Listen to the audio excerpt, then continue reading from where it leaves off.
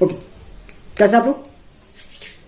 IPSC नाम आप लोगों ने कर लिया है। देखिए आईपीएससी नाम मैंने बताया था आपको सिंपल से रूल के थ्रू। कोऑर्डिनेशन स्फीयर जो है हमारा कैटायन है या एनायन है, इसके थ्रू आप लोग फॉर्मूला देखा था आपने, फॉर्मूले के थ्रू आपने नामकरण किया था ना, नॉमेनक्लेचर किया था। अगर वो समझ में नहीं आया तो आप लोग कमेंट कर दीजिए। कुछ चीजें जो वहां पर बतानी है हमको, आई थिंक मैं शायद भूल रहा हूं कि मैंने बताया था या नहीं बताया था, तो मैं एक बता ही देता हूं। सपोज दैट कि एक कंपाउंड है CrSCN6 ऐसा, ठीक। और मान लीजिए यहाँ पर CO3 तो मान जाता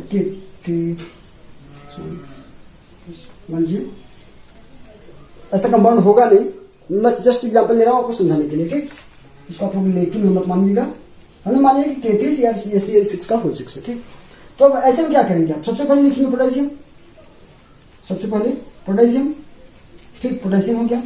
आगे लिगेंड का नाम लिखेंगे आप, तो लिगेंड क्या है यहाँ पर? थायोसाइनाइड हो। अब लिख दीजिए पोटेशियम हेक्सा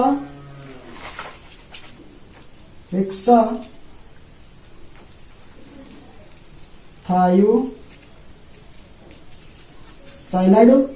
अब यहाँ पर इंपॉर्टेंट ये है कि यहाँ पर अगर सल्फर इलेक्ट्रॉन को डोनेट कर रहा है तो यहाँ पर आपको यस से इंडिकेट करना पड़ेगा। अगर नाइट्रोजन कर रहा होता तो यहाँ पर एन इंडिकेट करना पड़ता।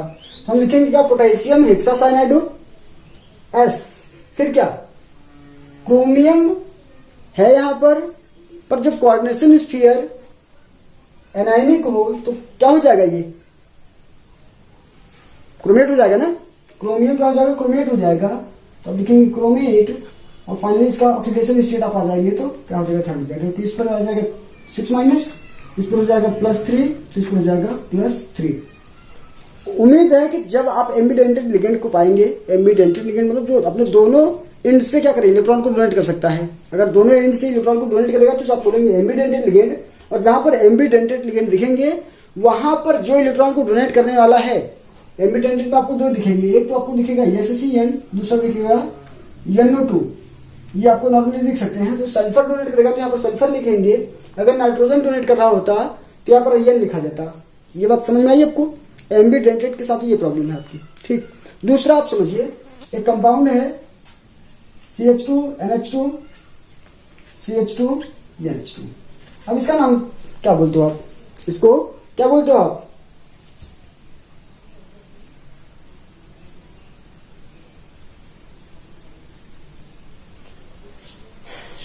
EN से इंडिकेट किया जाएगा इसको आप बोलते हो एथेन 1,2 डाइएमीन। एथेन 1,2 डाइएमीन बोलते हो। तो आप समझिए कि डाइएमीन, इसका मतलब क्या कि इसके नाम में डाई आ गया। और ऐसे लिगेंड्स जिनके अपने नाम में डाई आ जाए, बाई डाई ट्राई टेट्रा आ जाए, वो उनकी संख्या को निर्धारित करने के लिए, उनके जो नंबर्स हैं उन नंबर्स को निर्धारित करने के लिए 2 के लिए लिखा जाएगा 20, 3 के लिए लिखा जाएगा 30, 4 के लिए लिखा जाएगा टेट्राकिस, 5 के लिए पेंटाकिस। इस तरह से नाम होगा ना, समझ रहे हैं? 2 के लिए वहां पर लिखा जाएगा 20, 3 के लिए लिखा जाएगा 30, 4 के लिए टेट्राकिस, 5 के लिए पेंटाकिस। ये चीजें आपको समझ में आई। अब हमारी बारी है आइसोमेरिज्म करने की। आइसोमेरिज्म, पहले इसको इरेज करें फिर आइसोमेरिज्म की बातें करें। आइसोमेरिज्म की बात कीजिए। देखिए आइसोमेरिज्म जो है ना वो दो टाइप्स का है। एक स्टीरियो आइसोमेरिज्म, दूसरा स्ट्रक्चरल आइसोमेरिज्म। 2 कौन कौन से? स्टीरियो, दूसरा स्ट्रक्चरल, ठीक। हम लोग स्टार्टिंग यहां से करेंगे फिर स्टीरियो पे जाएंगे। पहले हम लोग स्ट्रक्चरल आइसोमेरिज्म करते हैं, उसके बाद स्टीरियो। ये आपका काफी इंपॉर्टेंट है और ये इंपॉर्टेंट हो ना हो पर सिंपल होता है, ठीक। तो सबसे पहले हम लोग स्ट्रक्चरल करते हैं। स्ट्रक्चरल आपके 4 प्रकार के हैं। स्ट्रक्चरल को फर्दर 4 पार्ट्स में डिवाइड किया गया। ये कौन कौन से हैं? पहला है आयोनाइजेशन, सेकेंड आपका हाइड्रेशन और सॉल्वेट आइसोमेरिज्म। पहला आयोनाइजेशन, दूसरा हाइड्रेशन और सॉल्वेट आइसोमेरिज्म। थर्ड जो है वो लिंकेज है। थर्ड आपका लिंकेज। चौथा क्या है? फोर्थ, ये first, second, third and fourth क्या है हमारा? फोर्थ है कोऑर्डिनेशन आइसोमेरिज्म। समझ गए? हमने क्या बात की कि स्ट्रक्चरल आइसोमेरिज्म आपके फर्दर 4 पार्ट्स में डिवाइड किए गए हैं, आयोनाइजेशन, हाइड्रेशन, लिंकेज और कोऑर्डिनेशन। आयोनाइजेशन आइसोमेरिज्म से हम लोग स्टार्ट करें। आयोनाइजेशन आइसोमेरिज्म से बिल्कुल सिंपल है। आयोनाइजेशन ना, आयोनाइजेशन आइसोमेरिज्म। देखिए आइसोमेरिज्म बहुत सिंपल सा है, आपको ये तो मालूम होना चाहिए ना कि आइसोमेरिज्म क्या है। Same molecular formula but different properties, physical properties हो से केमिकल प्रॉपर्टीज हो, पर डिफरेंट होगा वो। समझ गए? Same molecular formula but different physical and chemical properties. कभी कभी स्ट्रक्चर भी सेम होता है, कभी कभी आपको बताया जाता है कि same molecular formula and different structures, पर आप कुछ आइसोमेरिज्म ऐसे भी देखेंगे जहां पर स्ट्रक्चर भी सेम होगा पर उनके प्रॉपर्टीज सेम नहीं होंगी। तो आपको ये सिंपल सी बात मालूम होना चाहिए कि आइसोमेरिज्म क्या है? Same molecular formula but different, समझ गए, प्रॉपर्टीज। चलिए आयोनाइजेशन की बात करें हम लोग। आयोनाइजेशन बड़ा सिंपल है। देखो मान लीजिए ये है आपका कंपाउंड CO NH3 का whole bromine and then SO4। ठीक, अगर इक्वल टाइप्स के आयंस प्रेजेंट है आपके कोऑर्डिनेशन स्फीयर और काउंटर आयन में, कोऑर्डिनेशन स्फीयर में और काउंटर आयन पे इक्वल टाइप्स के आयन प्रेजेंट हैं, वहां पर होगा क्या? समझिए, SO4 पर भी माइनस आएगा, Br पर भी माइनस आएगा, दोनों पर माइनस आएंगे ना। तो अब क्या करिए, इनकी इंटरचेंजिंग करा दीजिए आप। इनकी इंटरचेंजिंग मतलब क्या कि COBrSO4 है तो आप क्या करिए, इसको CONH3 का 5 टाइम्स है नहीं, 5 टाइम्स, और SO4 आपका अंदर आ गया, Br सॉरी ये Br चला गया बाहर। अब आप समझिए कि वाटर के अंदर जब आप इनको डिजोल्व करेंगे, आपको अच्छी तरह पता है कि काउंटर आयन ही आपका आयोनाइज्ड होता है। कोऑर्डिनेशन स्फीयर तो जैसे का तैसा बना रहेगा अपना। तो क्या होगा, जब आप इसको वाटर के अंदर डिजोल्व करेंगे तो SO4 तो 2 माइनस आएगा, और यहां पर जब आप करेंगे तो यहां पर क्या मिलेगा आपको? Br सिंगल माइनस चार्ज, ये मिलेगा। तो आप देख रहे हैं कि जब वाटर के अंदर डिजोल्व किया गया एक ऐसा कंपाउंड जिसके मॉलिक्यूलर फॉर्मूला सेम है, देखिए मॉलिक्यूलर फॉर्मूला जो इसका है वही इसका है, लेकिन जब इनको वाटर के अंदर डिजोल्व किया गया तो इनके 2 डिफरेंट आयंस आ रहे हैं। वाटर के अंदर डिजोल्व किया गया तो ये 2 डिफरेंट आयंस को दे रहे हैं। तो एक बार SO4 माइनस दे रहा है, दूसरी बार Br माइनस दे रहा है। इसका मतलब ये है कि जब मॉलिक्यूलर फॉर्मूला सेम है पर वाटर के अंदर 2 डिफरेंट आयंस आ रहे हैं, तो इसे क्या बोलेंगे आप? Ionisation isomerism. क्लियर हो गया आयोनाइजेशन? एक बात और समझिए यहां से, अगर आपने क्या किया, यहां पर आपने AgCl डाल दिया, ध्यान से समझिएगा एक बात। यहां पर आपने क्या, सॉरी AgCl नहीं, AgNO3 ना, सॉरी, यहां पर आपने AgNO3 डाल दिया। ठीक, तो Ag प्लस में होगा, SO4 माइनस में होगा। तो क्या Ag प्लस SO4 माइनस के बीच में रिएक्शन होगा? स्वाभाविक बात है नहीं होगा। Ag प्लस है, SO4 डबल माइनस है, इन दोनों के बीच में रिएक्शन नहीं होगा। लेकिन अगर आपने क्या किया, यहां पर AgCl डाल दिया तो अब यहां पर रिएक्शन होगा कि नहीं? सॉरी यार, मैं AgCl क्यों लिख रहा हूं, AgNO3 की बात कर रहा हूं मैं, sorry, I am really sorry, AgNO3। तो यहां पर फिर से वही होगा, Ag प्लस होगा और फिर यहां पर क्या होगा? Br माइनस होगा। तो आप यहां पर देख सकते हैं कि यहां पर जो प्रेसिपिटेट बनेगा वो क्या बनेगा? AgBr। आई होप ये बात समझ गए आप कि यहां पर जब आपने AgNO3 को डाला तो Ag प्लस बना, SO4 माइनस में था, Ag प्लस और SO4 के माइनस के बीच में रिएक्शन नहीं हुआ। पर यहां पर जब आपने देखा दूसरी बार में, तो यहां पर AgNO3 के बीच में क्या हो रहा है? Ag प्लस है, Br माइनस है, ये Br माइनस देगा ना, तो Ag प्लस Br माइनस मिलकर के क्या प्रेसिपिटेशन बना कर रहे हैं? AgBr का फॉर्मेशन कर रहे हैं। अब दूसरी बार में देखिए, यहां पर आपने AgNO3 नहीं डाला, आपने डाला BaCl2, ऐसा किया आपने, और यहां पर BaCl2 डाला आपने, BaCl2। अब क्या होगा? Ba डबल प्लस में निकल जाएगा और SO4 2 माइनस में। तो अब बताइए आप, क्या इन दोनों के बीच में रिएक्शन होगा नहीं होगा? Ba double plus SO4 double minus आराम से क्या बन जाएगा? BaSO4। डिस्टिंग्विशन की बात कर ली हमने कि आप कैसे डिस्टिंग्विश करेंगे कि कहां कब जो है SO4 माइनस है, कब Br माइनस है। तो आप क्या करिए, AgNO3 और BaCl2 से रिएक्शन करा दीजिए, आपको क्लियर हो जाएगा। 2 डिफरेंट प्रेसिपिटेशन बनेंगे, 2 डिफरेंट कलर होगा उनका, 2 डिफरेंट प्रॉपर्टीज होंगी उनकी। क्लियर है? Same molecular formula but different ions present in the water solution. Clear?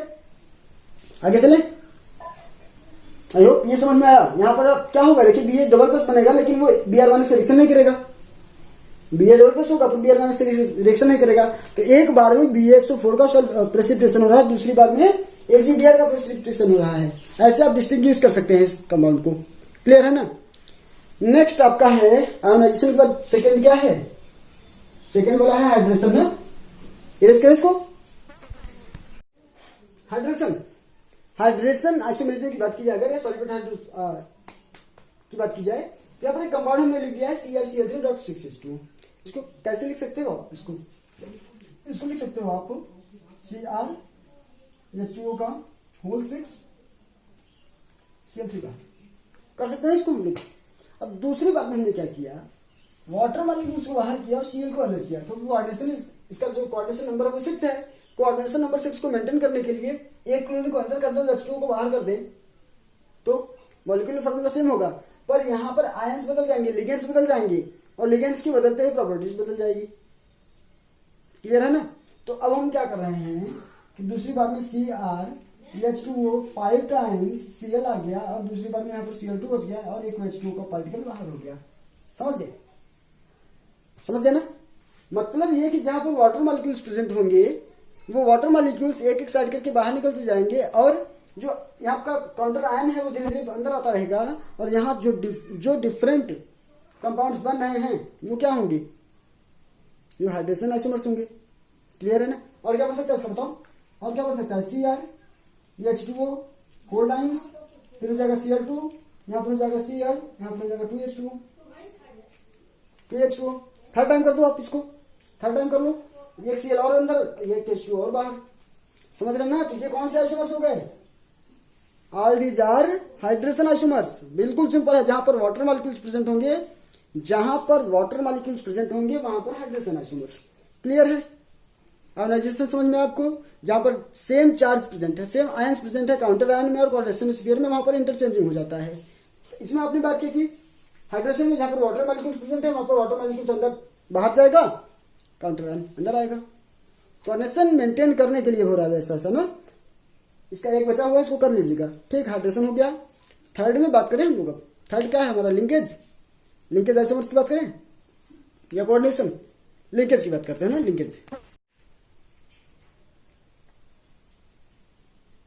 Isomers और इसका क्या है,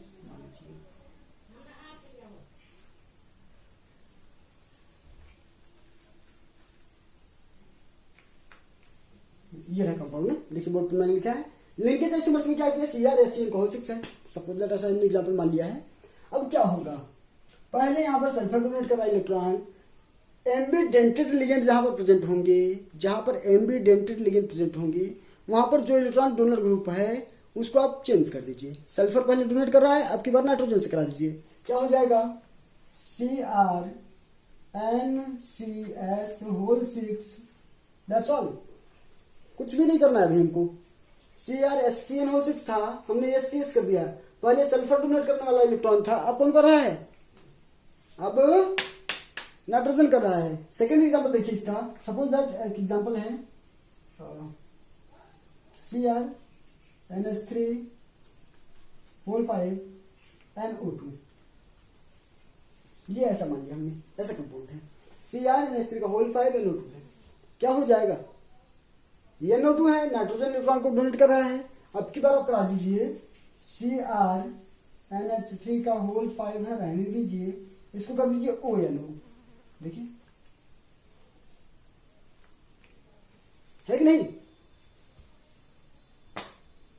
एक बात बताऊं मैं आपको, जब लिगेंड्स में केवल सिंगल एलिमेंट हो तो उसको हम लोग डायरेक्ट लिखते हैं, जैसे Br होता था तो आप डायरेक्ट लिखते हो। पर जब लिगेंड में 2 हो, 3 हो, 4 हो, ऐसे एटम्स प्रेजेंट हो, 2, 3, 4 एटम पॉलीएटॉमिक हो अगर वो, तो वहां पर उसको ब्रैकेट के अंदर लिखा जाता है। अगर आपको हिंदी में लिखना है, मैं भी बताता हूँ। चलो लास्ट में उसकी चर्चा करके फिर वीडियो को लास्ट करता हूँ ना। पहले अभी लिंकेज समझते हैं हम लोग। लिंकेज के लिए मैंने क्या बात की? लिंकेज के लिए हमने क्या बात की बताओ, जब हमारे पास होगा एम्बिडेंट लिगेंड तो वहां पर इलेक्ट्रॉन डोनर ग्रुप दोनों साइड से मिलेंगे, हमको सल्फर में मिलेगा, नाइट्रोजन में मिलेगा, ऑक्सीजन में मिलेगा, नाइट्रोजन में मिलेगा, मिलेंगे ना। अब यहाँ पर हमको अगर सल्फर इलेक्ट्रॉन डोनेटिंग ग्रुप है तो नाइट्रोजन में करा दीजिए आप। देखिए सल्फर डबल बॉन्ड क्रिएट कर सकता है जबकि नाइट्रोजन ट्रिपल बॉन्ड क्रिएट कर सकता है। अगर ट्रिपल बॉन्डिंग हो गई तो कल प्रॉपर्टी में चेंज आएगा कि नहीं आएगा। पहले जो डोनेट कर रहा था इलेक्ट्रॉन सल्फर था, डबल बॉन्ड फॉर्मेशन नहीं कर सकता है वो। अब की बार नाइट्रोजन कर रहा है तो नाइट्रोजन और सल्फर में डिफरेंस तो लाएगा ना वो कुछ ना कुछ। तो अब यहां पर जो प्रॉपर्टीज आ रही हैं वेरीज कर रही हैं वो इनकी वजह से हो रही है। तो ये इसको क्या बोल सकते हैं फिर, लिंकेज आइसोमर्स।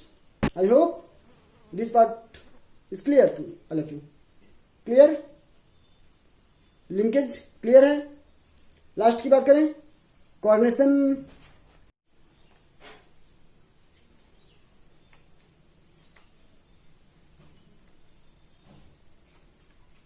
कोऑर्डिनेशन ना, इसका एग्जांपल देख लीजिए आप। CR ये CO है, NH3 का होल 6 है, CrOX का होल 3 है, ऐसा है। लिख के ही पता चला यार, दो कोऑर्डिनेशन स्पेयर्स आ गए हैं यहाँ पर ना। इससे ज्यादा अच्छा ट्रिक क्या मिल सकता है आपको। दूसरी बात समझिए आपको, इस पर आएगा -6, एक ऑक्सीडेट आयन पर 2 माइनस होता है। ये क्या है समझो, COO माइनस, COO माइनस, ये है ना, एक माइनस है, एक माइनस है, 2 माइनस है। अगर 2 माइनस है तो इस पर 2 माइनस है तो 3 है तो कितने हो जाएंगे, 6 माइनस हो जाएंगे, ठीक है ना। इस पर होता है 0, तो 0 है ना भाई। तो इस पर 3 प्लस, इस पर 3 प्लस आ जाएगा कि नहीं आ जाएगा, इस पर आ जाएगा 3 प्लस और इस पर भी आ जाएगा 3 प्लस। चलो ये बात तो समझ में आई कि यहाँ पर क्रोमियम 3 पॉजिटिव चार्ज पे है। दूसरी इंपॉर्टेंट बात कीजिए, अगर इसको बताओ यार, ठीक, दूसरी बात कर लीजिए आप। तो इस पर होल जो चार्ज आएगा वो कितना आएगा, देखो ध्यान से। इस पर 3 प्लस, इस पर 6 माइनस, 3 माइनस आ गया कि नहीं। अगर 3 माइनस आ गया तो ये एनायन हो गया, ये क्या हो गया एनायन। अब ये क्या हो गया कैटायन। जब कैटायन और एनायन के रूप में पॉलीन्यूक्लिएटेड कोऑर्डिनेशन कंपाउंड होंगे, पॉलीन्यूक्लिएटेड मतलब एक न्यूक्लियस यहाँ पर, एक न्यूक्लियस यहाँ पर, 2 न्यूक्लियस प्रेजेंट हो गया ना, एक न्यूक्लियस दूसरा न्यूक्लियस। जब पॉलीन्यूक्लिएटेड कोऑर्डिनेशन स्पेयर आ गया जो कि कैटायन और एनायन के रूप में प्रेजेंट है, तो वहां पर कोऑर्डिनेशन आइसोमर्स शो होंगे। करना कुछ नहीं है आपको, एक ऑक्सीडेट आयन को यहां भेजिए, 2 NH3 को यहां भेजिए, समझ गए। एक ऑक्सीडेट को यहां भेजिए, एक ऑक्सीडेट आयन आएगा जब तो उस पर 2 माइनस चार्ज है, NH3 आपको वहां चला जाएगा। समझ रहे हैं ना क्या होगा। एक्चुअली में 2 नहीं जाएंगे, एक जाएगा। क्यों जाएगा एक, क्यों एक जाएगा सोचो। CO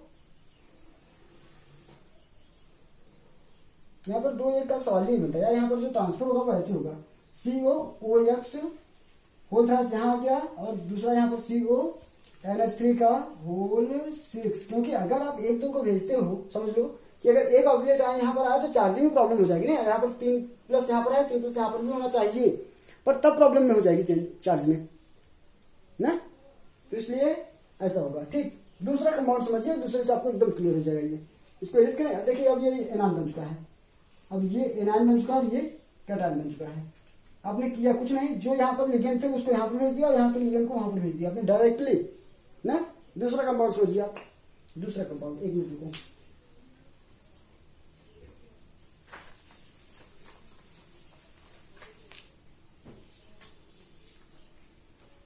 CrNH3 का होल 6, CrSCN का होल 6, ये है मान लीजिए। अभी आपको एकदम क्लियर हो जाएगा ये पार्ट। CrNH3 का होल 6, CrSCN का होल 6। फिर उससे वही 6 माइनस, इस पर 0 चार्ज, इस पर 3 प्लस और इस पर भी 3 प्लस। सही है बात, सॉरी। अब क्या होगा,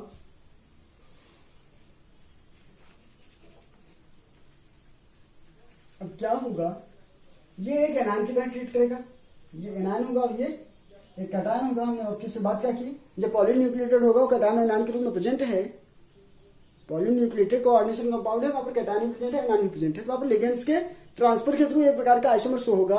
अब यहाँ पर क्या करिए आप, NH3 को यहां भेजिए, SCN को यहां भेजिए, क्या होगा देखिए, CrNH3 5 टाइम्स, फिर क्या SCN एक आ गया, फिर यहाँ पे क्या हो जाएगा Cr, फिर क्या SCN 5 टाइम्स और फिर NH3। देखिए कोऑर्डिनेशन नंबर तो सेम है ना, कोऑर्डिनेशन नंबर सेम है नहीं, 5 और 1 6, 5 और 1 6, चार्ज भी सेम रहेगा, चार्ज भी सेम ही रहेगा।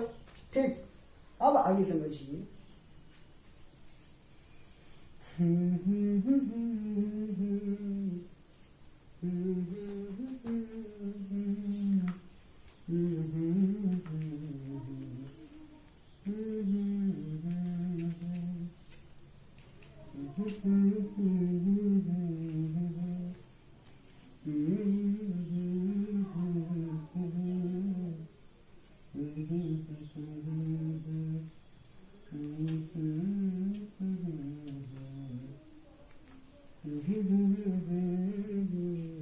चलिए देखिए क्या हो रहा है, Cr NH3 का होल 4 हो गया, एक NH3 वहां फिर से गया, एक SN फिर से आ गया, तो SN कितने टाइम्स हो गया, 2 टाइम्स हो गया, फिर SN यहाँ पर 4 हो गया, NH3 2 हो गया।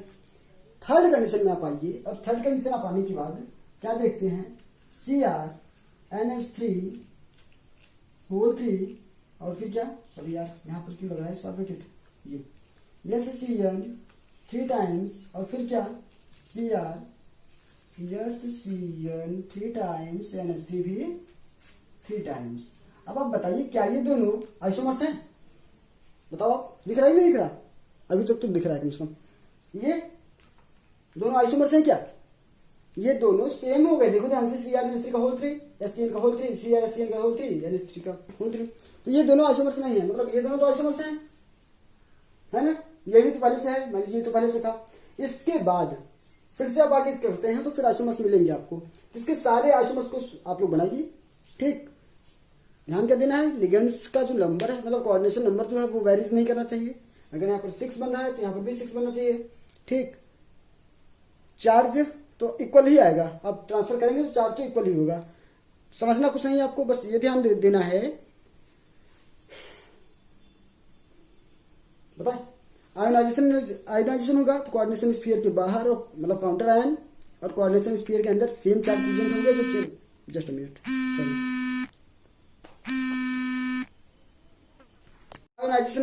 आयोनाइजेशन आइसोमर्स की बात करते हो आप, तो आयोनाइजेशन आइसोमर्स में क्या होगा, कोऑर्डिनेशन स्फीयर में और काउंटर आयन में समान चार्ज होंगे। क्लियर, अगर आप हाइड्रोजन की बात करते हो वाटर मॉलिक्यूल्स प्रेजेंट होगा तो वाटर मॉलिक्यूल्स बाहर जाएगा, काउंटर आयन अंदर आएगा, सेकंड हो गया। थर्ड की बात कर रहे हैं अगर आप, थर्ड मतलब लिंकेज, एम्बीडेंटेड लिगेंड होंगे, एम्बीडेंटेड लिगेंड के प्रेजेंस के कारण क्या होगा, मैं ज्यादा स्पीड में हो रहा हूं क्या, अभी एम्बीडेंटेड लिगेंड होंगे, और एम्बीडेंटेड लिगेंड में क्या होगा, इलेक्ट्रॉन डोनर ग्रुप चेंज करिए आप, क्योंकि एम्बीडेंटेड में तो आपको पता है ना कि दोनों तरफ इलेक्ट्रॉन डोनर होते हैं, तो इलेक्ट्रॉन डोनर को चेंज करिए, एम्बीडेंटेड मतलब लिंकेज आइसोमर्स हो जाएगा।